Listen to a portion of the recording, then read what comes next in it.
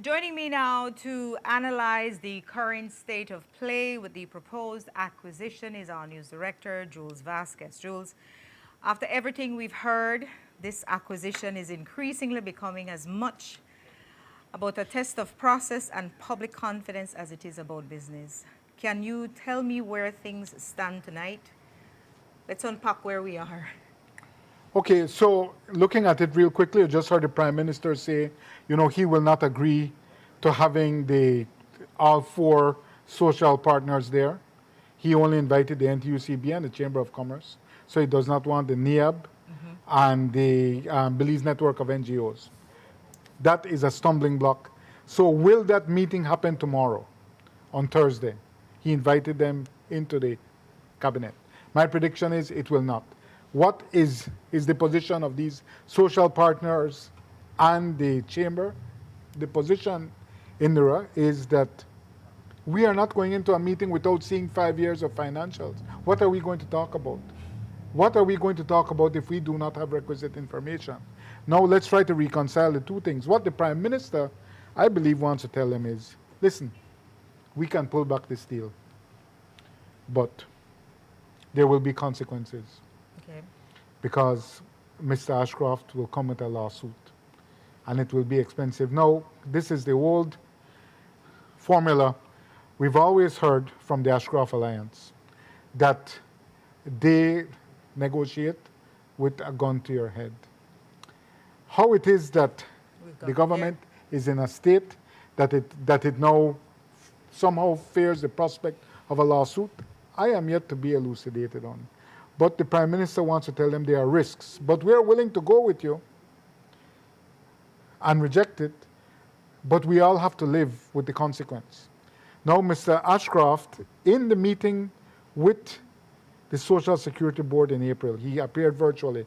Two of his executives appeared physically, Philip Osborne and Dean Boyce.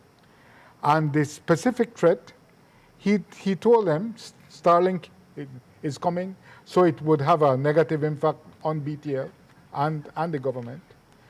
And he said that if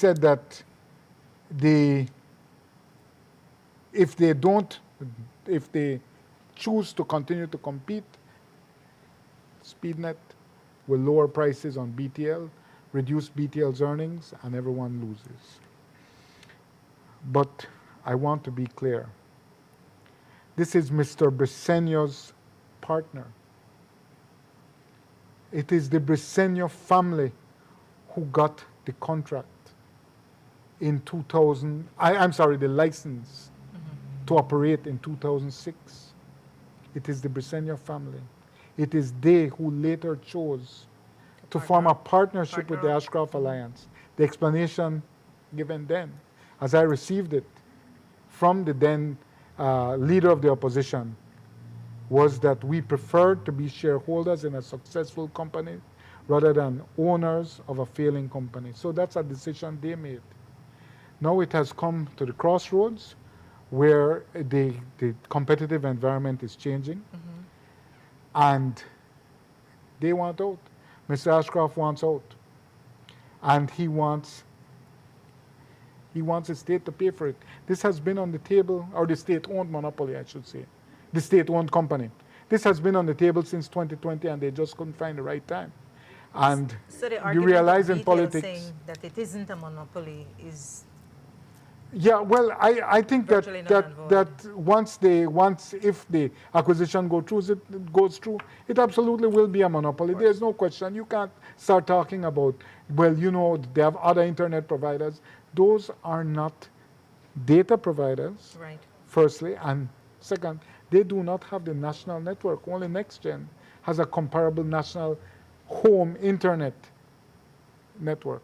So I want us to understand that we're in a position now that's unprecedented.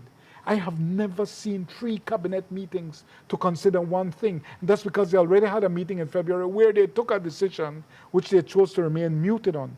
I have never seen 3 cabinets. So they're meeting on Tuesday. Tuesday they heard from Social Security Board and they heard from BTL and the PUC, silent to the public who it serves. Let's talk muted. Let's talk about the PUC sequencing, Jules, because let us unpack PUC and their role in all of this. Well, the PUC has a public responsibility to protect us, the consumers. They have been muted. And we have the picture of the board, the PUC board.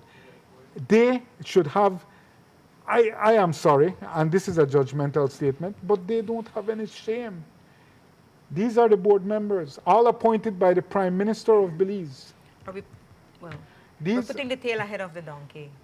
Because if we're having government decide when it's the PUC as the regulator who should be deciding, then we're doing it in a reverse order, which clearly...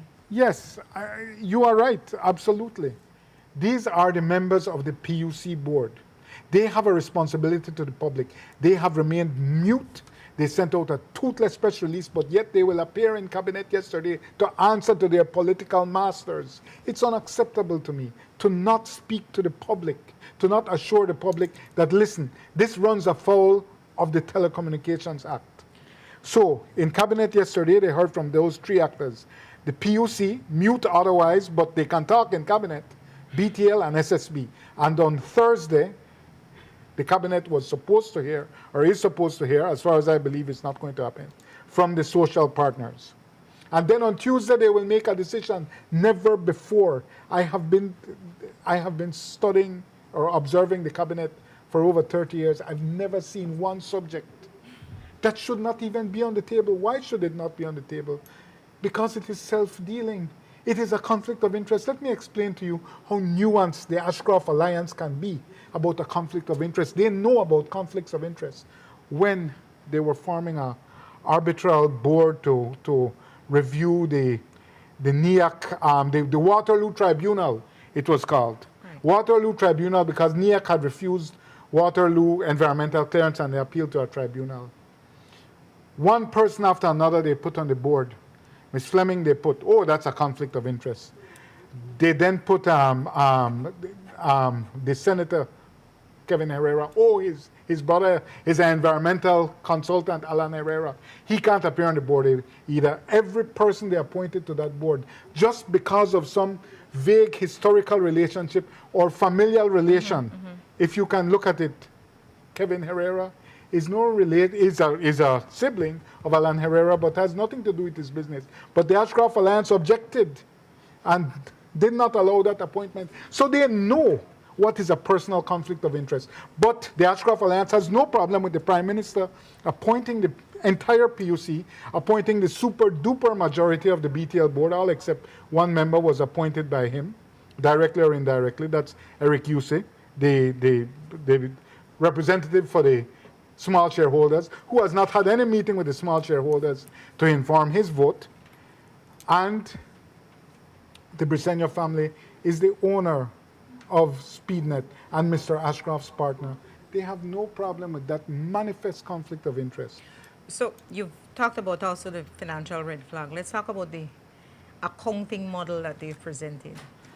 Yeah, well, it doesn't reconcile with BTL's auditing numbers, any at all? There are discrepancies. We have one leaked document, which I believe was the only document presented to the board. And I would be happy if other documents have been presented since. But there puts credibility on the valuation itself as it stands, even though it's a leaked document. Yes, well, you know, that's one of the complaints that the Chamber has made. They have not seen a leaked valuation. I'm sorry, they have not seen an independent valuation. Right. And later on in the news, we will have the story about what we take issue with between what was presented on the forecast that the board members saw and its incongruence, its lack of congruence with the audited figures. But if I could just finish one point on the cabinet issue. Julius Espat, who has been a vocal critic of not consulting with the board members, of not consulting with the true owners of BTL, as he puts it, which is the people of Belize. He left cabinet early on Tuesday. I want to underscore that. The week before, he was not at the House meeting, or the cabinet before. He also left early. Then after that cabinet, he was not at the House meeting. He had COVID, as I understand it. But I'm just saying, Julius Espat not happy with them people. And I believe, based on my information, that a majority of the cabinet members do not support the acquisition.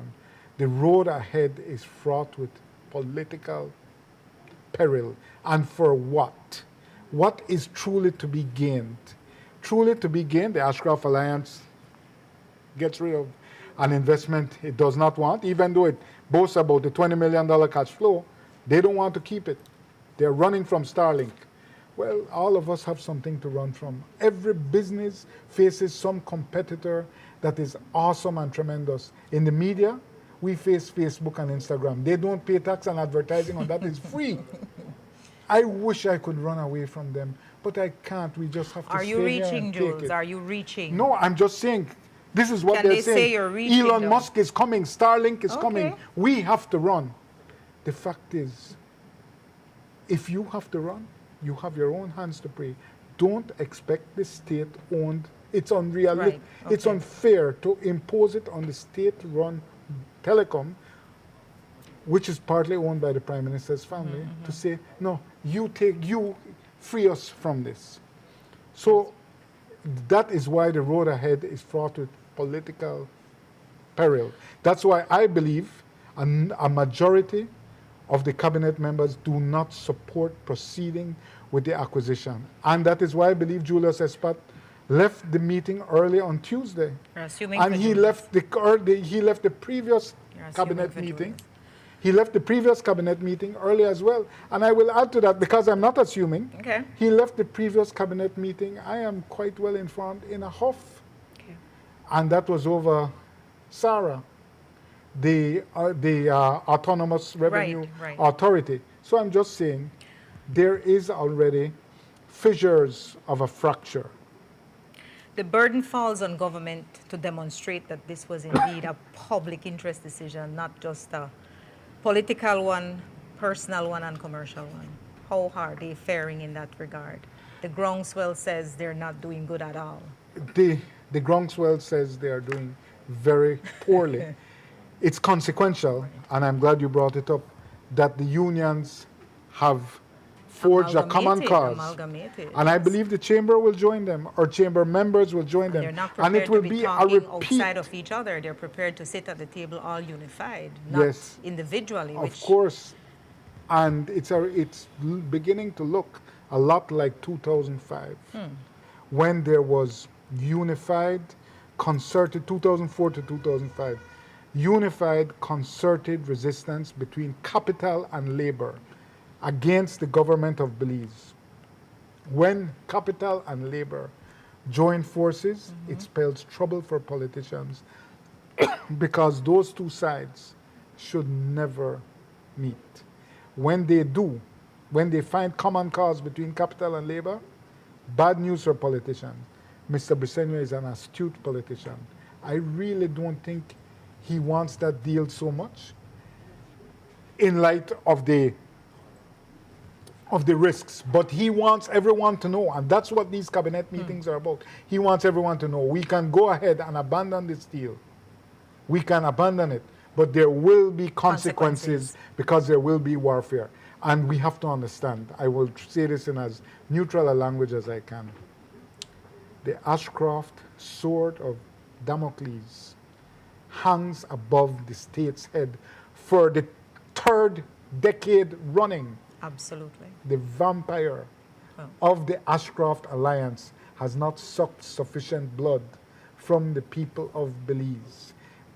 Whether it be the accommodation agreement, the seal shares, the Sunshine Holdings, I have seen it all. All of it. And the vampire is not satiated.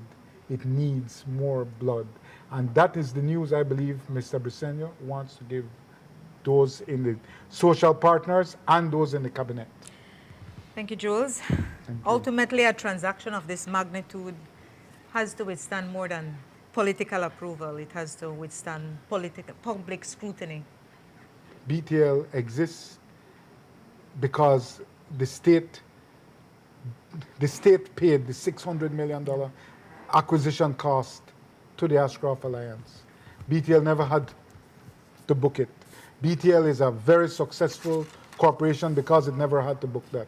So yes, there is a public calculus that is Absolutely. inescapable. Thank you so much. We'll keep monitoring Indeed. what is known and what is not known. What's been did and what's been hid.